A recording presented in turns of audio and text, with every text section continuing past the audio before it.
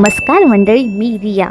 देवदर्शन vlog सिरीजच्या episode 2मध्ये मी तुम्हाला घेऊन गेले आहे अक्कलकोटला. अक्कलकोट ही स्वामी समर्थांची भूमी म्हणून ओळखली जाते.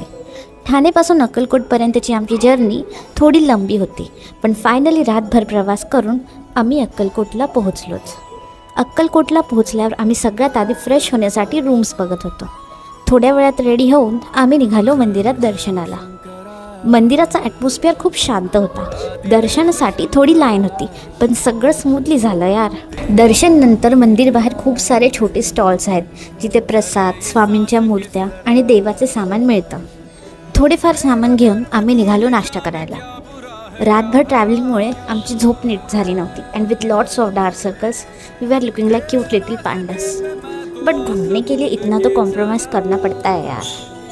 एनीवेज, नाश्त्यामध्ये आम्ही पुरी भाजी आणि चाय घेतली आणि नंतर निघालो आमच्या पुढच्या प्रवासाला. आमचं नेक्स्ट लोकेशन कोणतं होतं ते बघण्यासाठी स्टे ट्यून्ड.